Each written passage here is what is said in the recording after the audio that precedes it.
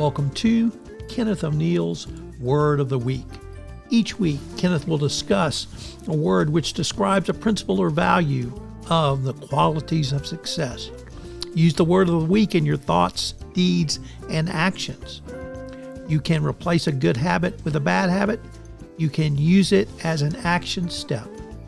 Kenneth O'Neal will bring you a word of the week each week, and it will help you to improve your life, your relationships, your professional career, and your overall well-being. I know you'll enjoy Word of the Week with Kenneth O'Neal. Kenneth O'Neal is a certified Zig Ziglar trainer and the head of O'Neal Consulting in Kerrville, Texas. Word of the Week is future. And now, Kenneth O'Neal. Good morning, everybody. That is Beth Nelson Chapman. Walk My Way. It is a good morning Monday, and it's raining out there, and we certainly do need that for sure. It is 8:16, 65 degrees on this Monday, November the 18th. And on Mondays, we get a chance to chat with Kenneth O'Neal. Good morning, Kenneth. How are you? Good morning, Rick. I tell you, waking up to this moisture, wow, it's flowing down the street. I almost forgot what it looked like. I know it. Did you step out and say, what is that? Yeah. I went outside and I got wet. Is it a bird? So, but okay. No, it's really rain, and we haven't had anywhere under drought conditions. Yes. And thank you, Lord, for a little bit of moisture. Moisture, great. So we're here to go over the Word of the Week. That word begins today for people to start using. And we have a very thoughtful word today, something you might reflect upon. I bet. The word of the week is future. Future, F-U-T-U-R-E, future. And it is defined as the time that is yet to come. That's kind of goes along with what we've been hearing for the last several years from the politicians. Full transparency. Oh, yes, that would work. But yes, future suggests hope, anticipation, and sometimes apprehension. Okay. It is a noun, of course, and synonyms are, and you can probably think of these words, destiny, tomorrow, a prospect, an outlook. So all of those things we talk about with the word future. Each of the words that we use suggests a vision of what lies beyond the present. And it varies back and forth in tone from optimism to uncertainty. Yes, I knew that would, yeah. The outlook often depends on our personal circumstances. Remember these: personal circumstances, social environments, and world events. That's what you were talking about leading up to politics. Those with stability and opportunity may embrace the future with confidence, while others, overwhelmed by their difficulties, may view it with trepidation. Well, that's a pretty big word. Yes, I love big words. Now, it appears over the weekend that I have coined, let's use that word, coined a new quote. And I want everybody, maybe they can write this down. Okay, yeah, announcement coming. All things are about the future. Now, I think that's profound and it's very significant. And what it suggests most of all is human action, human decisions, and aspirations that are looking forward. And we go from, we plan careers. We make plans to raise families. And we even go from innovations in science to maybe social reforms. And most of what we do is motivated by the desire for a better future. And of course, we call that word hope. Tomorrow's going to be better than today. So the mindset is a hallmark, you know that word, hallmark of human gumption. You know I had to get that in there. Resilience and creativity. But it's our ability to imagine and work toward progress. The present moment and then the reflections of the past hold value. I mean, those things, we don't just forget the past. It does not shape our future, but of course it's valuable to learn from those experiences that we've had. Sure. So looking at the future is a great motivator. And from that, it fuels our ambition, our learning, and our growth. And the key, of course, is to have a balanced outlook, an approach of focus and intentionality. An eye on the future should not come, though, from not living currently, in the present. In other words, we should, all of the great experience we have, grandchildren and relationships that we have, we should savor and relish those moments that we have today. The future is the product of our actions, and it is actually, we have a promise for the future, but it's our responsibility to take hold of the future and be intentional and focus on. Now, Zig Ziglar had a great quote that he had.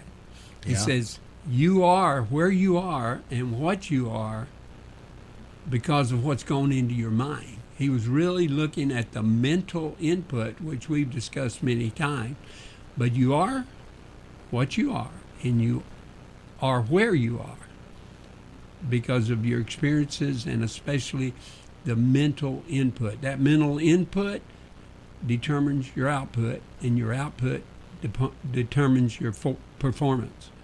All right, but he said, as it's Ziglar talking again, he said that you can change where you are and what you are by the things that go into your mind. True. Now, so what do you think about all that, Rick? I think it's a good word, but like you said, you got to live in the present, not the future or the past. Right. You got to make sure you don't stay in the past hoping for something in the future. And some polls that have been taken, some surveys or whatever, say that most people, that they spend 75-80% of their time thinking about the past. Pretty much. And the biggest problem with that is 85 or 90% of that time is negative. Sure. Oh, woe is me. Oh, yeah. You know, that person, what'd they do to me? And the number one thing in looking for the future is to take responsibility for our actions. Take responsibility for those actions. Yeah. And you keep doing the same thing over and over for hoping for a different result. Yes, and what is that called? Come on, tell me. Say the word insanity. All right. Yeah, okay. Now, I'm not going to go, I know we're limited to time here, but there's 3 ways that I've been looking at this. And I think you're probably going to tell us. I'm going to tell you 3 ways that I look at this. Is in the future, what does the future mean to me as a life coach working with individuals that have, maybe they're stuck somewhere. So how should I look at that as a coach? You tell me. Okay.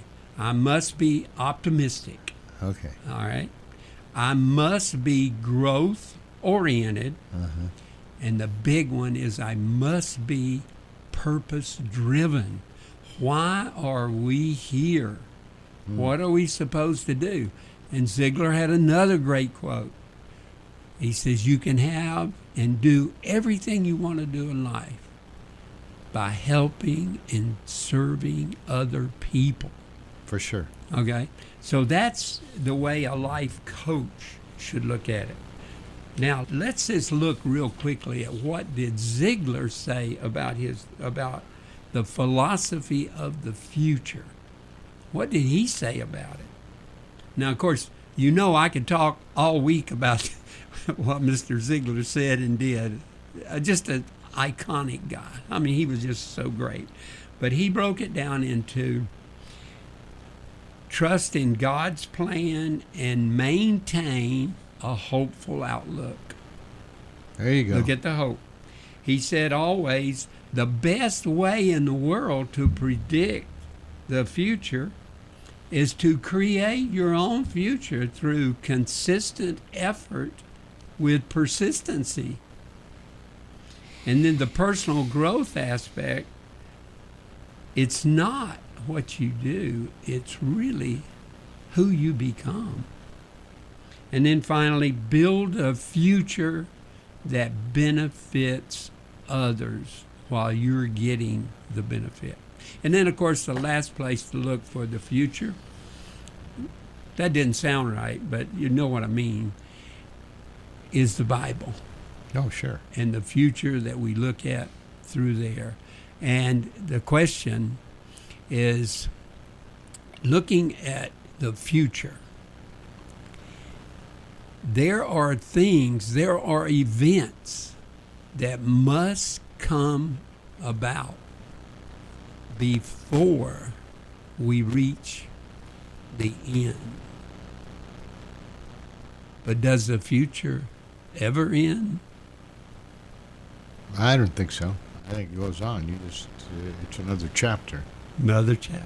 That's a good way to look at it. Yeah, it's going to be another chapter. Whether some of it you know, some of it you don't know. So go back to the quote that I coined when I was writing all this. And you go back. All things are about the future. Because the minute I just said that, we still are looking at the future. There you are, ladies and gentlemen. Kenneth O'Neal. Another provocative word. Future. Future. Yeah. And like I said, hope. Hope for the future. A better tomorrow. There you go. And people can call me and we can talk about that. Okay. 830-285-7010. Or if they want to get together, they can just send a text and say, let's get together for coffee. Okay. 830-285-7010. We can do a Zoom call. Lots of ways to communicate. True. Or you can email him at merger@windstream.net. Correct. Thank right. you. Thank Yes, you for sir. this day. I appreciate you. You bet. Have a great day. We'll talk to you next Monday, same time, same place, right here at Encore Radio. This is Tom Fox. I'm a co-founder of the Texas Hill Country Podcast Network. If you've enjoyed this podcast and you would like to talk to us about getting your own podcast on the Texas Hill Country Podcast Network, we'd love to talk to you. So you can reach us at our website, through our website, the Texas Hill Country Podcast Network. Word of the Week with Kenneth O'Neal is our latest podcast, and we will present Kenneth's word each week going forward. They will be insightful, they will be useful, they will be important, and can be a significant increase of all aspects of your life going forward. I hope you'll subscribe, rate, and review this podcast wherever great podcasts are listened to. This is Tom Fox. Thank you so much for listening.